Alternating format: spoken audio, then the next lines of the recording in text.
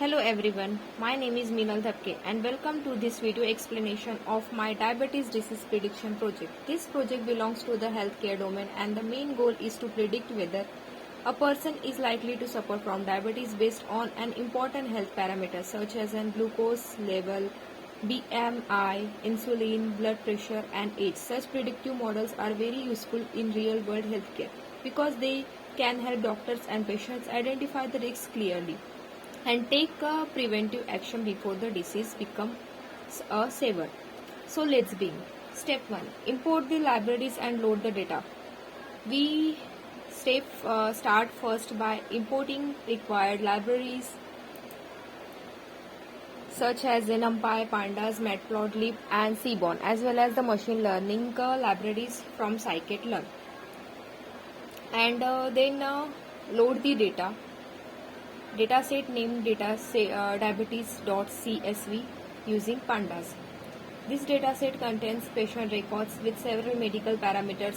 Each row represents a patient and the target column called outcome indicates whether the patient has a diabetes or not.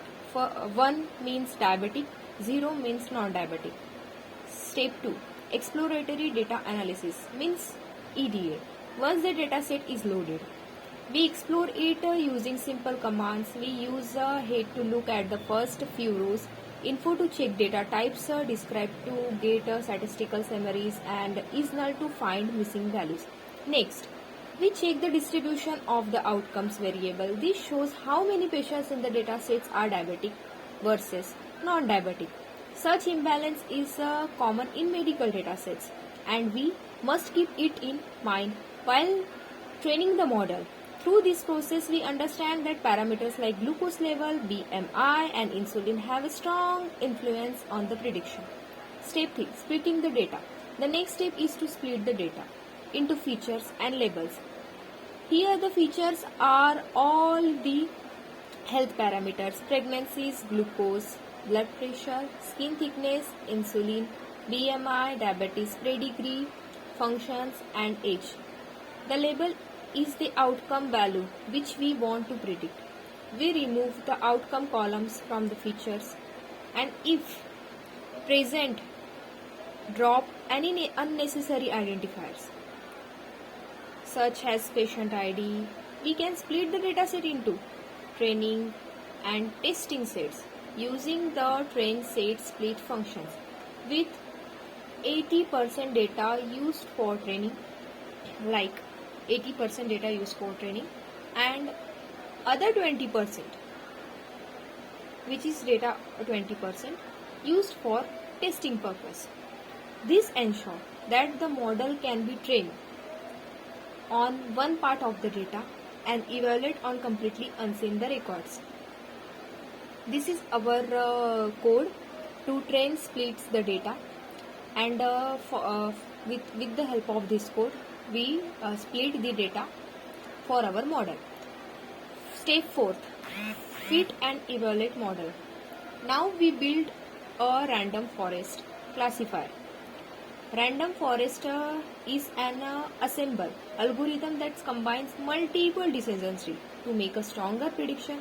It's robust, handles missing values well, and usually performs very effectively for classification, such like problems like this one. We set some initial hyperparameters such as maximum depth of trees, minimum samples required for the split, maximum number of features considered and the fraction of samples used for training each tree. We feed the model on our training data. Okay, make prediction on the test set. Okay, and then evaluate the performance using the accuracy score, confusion matrix and the final classification report.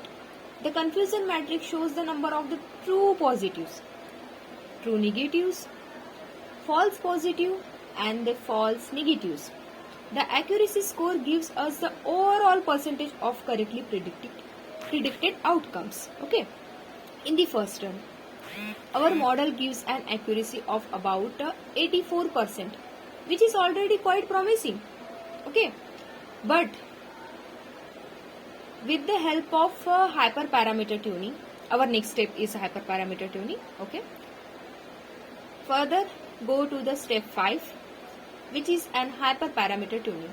Although 84% accuracy is good, we can do better. So we apply grid search CV to find the best parameter. Okay, for our random forest model, we define a parameter grid containing possible values for maximum depth, minimum samples, split maximum features, and maximum samples. Grid search CV then tries all possible combinations. For these parameters, we can use the overfitting. This process sometimes to run it worth to because hyperparameter tuning helps us avoid overfitting and underfitting. After running the search, we find that the best parameter, okay, maximum depth of 10, minimum sample split of 0.01, maximum features of 0.7, and maximum samples E of 1.0. We can try the different models, which our next step, which is step 6, evaluate model with best parameters. Now we retrain the random forest model using the best parameters from grid search CV. When we evaluate the tune model, the accuracy increased significantly to about 94%. That is a good performance. This is a very strong performance and showing that the model has learned to predict diabetes risk with high reliability.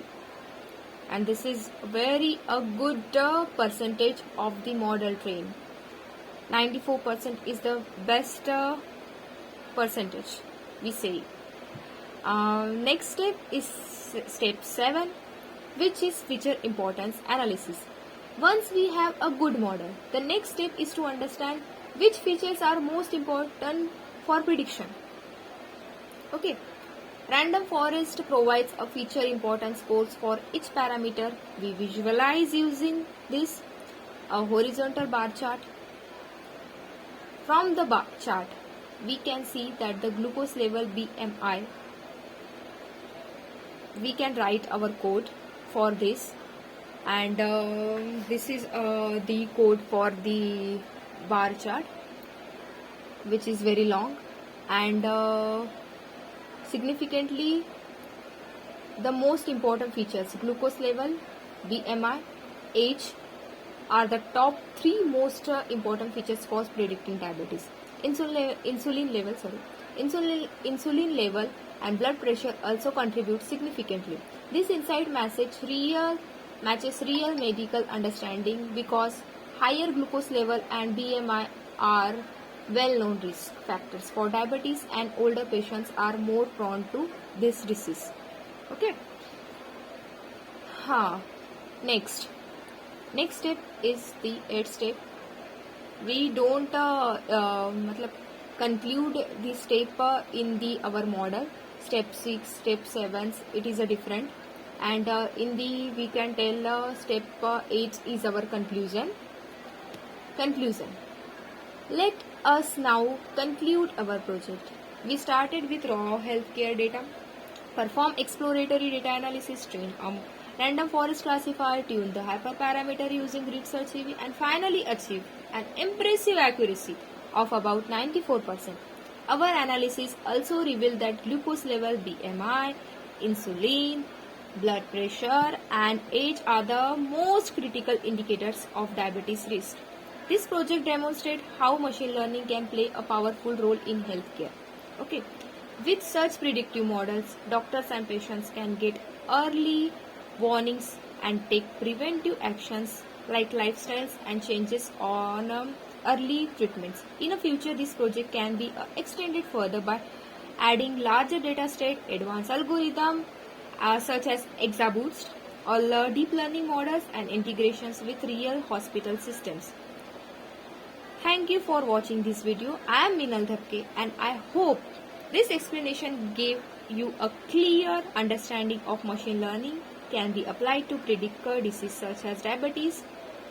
Thank you so much.